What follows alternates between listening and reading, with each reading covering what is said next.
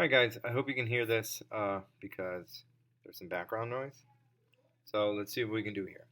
So if we were going to solve this in our last unit, we would use the square root method to get rid of this squared, correct? So I hope that you would know to take the square root of both sides. That was an awful square root. So we're going to take the square root of both sides. We're also going to remember the plus or minus here. And that if you square a square root, or square root of squared, sorry, that gives you just an x. And our answer is going to be plus or minus square root of 4, which is 2. Okay. All right, with this being a square root now, it should make sense that if a square root gets rid of a squared, that a squared gets rid of a square root. So now we are going to square both sides of the equation. And the square root of x squared is equal to x. And then 4 squared is 16. Now in this case, we do not need to write a plus or minus here. And with a lot of these equations, we need to check our answer. And there's a reason for that. And I can get into that in class. But we must check our answer. So what I'm going to do is I'm going to write down the original equation. And then I'm just going to substitute a 16 in for x, of course. And then so it's the square root of 16. And then you keep the other side. And then you evaluate this. And you say 4 equals 4. Okay, that is true. Okay, now what does that mean? That means that this is correct. And then you can circle it. Okay, next one. Well, again, this is similar to what we've already done. This is a quadratic equation, so we need to solve for x and get rid of this squared. Now, of course, with this one, that we are going to first add 1 to both sides. And let's see, we got 2x squared is equal to 6. Now, before you square root here, you need to get this x squared by itself. I saw in this last quiz, which was actually today, a lot of you just tried to square root this straight up. You need to get rid of this 2 first. That's kind of important. And then it cancels, and then you're left with x squared is equal to 3. Now, if you notice, this looks exactly like the problem above. The only difference being is that there's a nice perfect square here, and this is not a perfect square, which should not matter. So I'm going to square root both sides. So we get x is plus or minus square root of 3, and then we're done. All right, then we're going to do number 4 here. And it's really the same type of problem where in this one, our main goal here is our first main goal is to get x squared by itself right here. So we get rid of the 1 and the 2. Same thing here. We have to get this radical here by itself before we do anything like squaring up here. So just like the problem number 3, we're going to add 1 to both sides. And we get 2 root x is 6. And just like this one here, we need to get rid of that 2 out in front. Now, it's possible to do it without doing this, but I find it's the easiest if you get rid of that. So now you get root x is equal to 3. And then, of course, how do you get rid of the square root is that you do the opposite of square rooting, which is squaring. And then you get x is 9. Now, also on this one, on all radical equations, you must check. You can get these things, and again, I'll talk about it in class. You can get these things called extraneous solutions, which means even if you do all the math correctly, that you can still get an incorrect answer.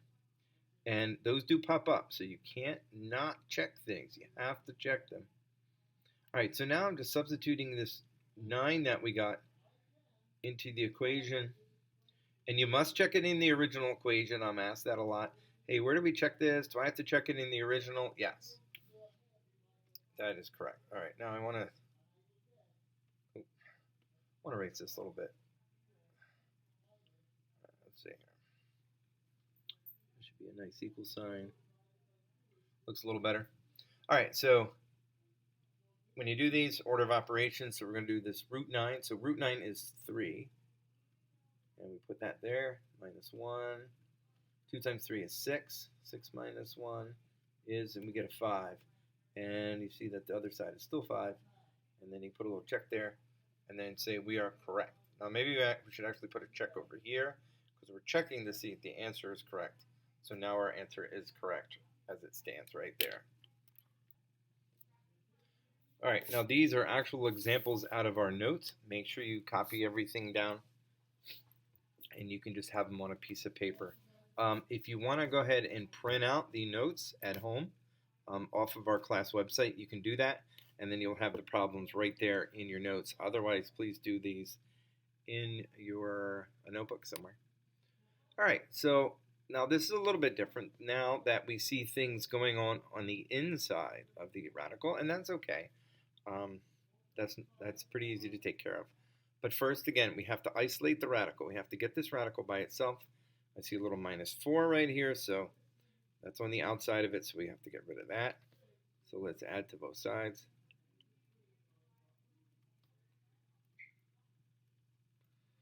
Okay, and then now we have the radical by itself. Once you have the radical by itself, now we can square it. And I'll tell you right now, if you start trying to square here and here and here, you're not going to be getting the right answer. You have to have one radical by itself on one side before you square things. Okay, so the squared wipes out the square root, and we have 3x plus 1 is equal to 4 squared, which is 16. And from there, it's just a simple linear equation. And then x is 5. Okay, let's check that because we have to. I'm telling you right now, you must check these. I would highly suggest showing the work. A lot of these, well, not a lot of them, but some of them don't work right now after we plug them in. So I'm letting x is equal to 5 inside here.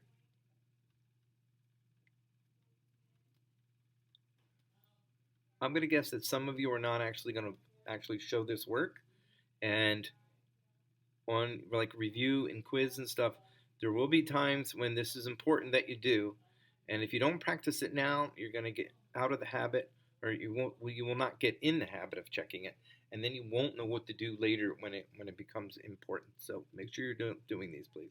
So I'm plugging in a 5 for x, so 3 times 5 is 15. 15 plus 1 gives us a 16 under the radical. Okay, now we actually have to do the radical, so the square root of 16 is 4.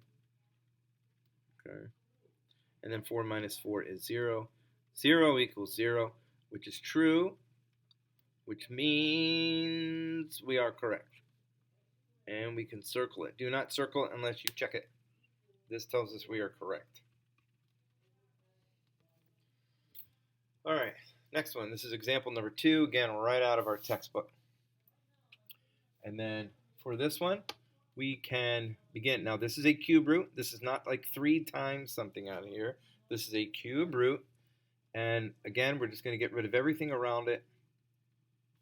And now we have cube root of 5x minus 7 is equal to 3. And then, of course, we have to get rid of a cube root. And you get rid of a cube root by cubing. Don't square both sides. You got to cube it. Okay, so the cube gets rid of the cube root. We have 5x minus 7 is equal to 3 cubed. 3 cubed is 27. And then a little bit of work here.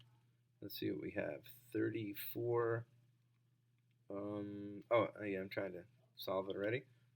Divide by 5. Divide by 5. You get x is 34 fifths. And this is actually not that bad to check either, even though you see the fraction. So I have cube root of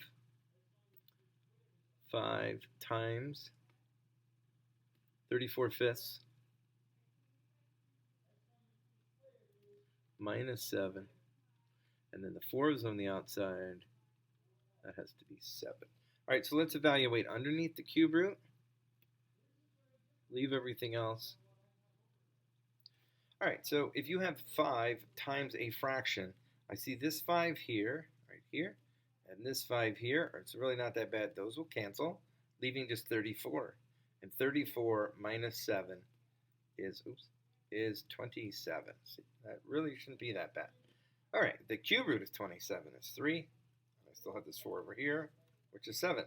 So 7 equals that 7. Check. So this is checked. Put a little check right there. Some of you will definitely put the checks there, which means that I can see that you are actually checking them, which is awesome.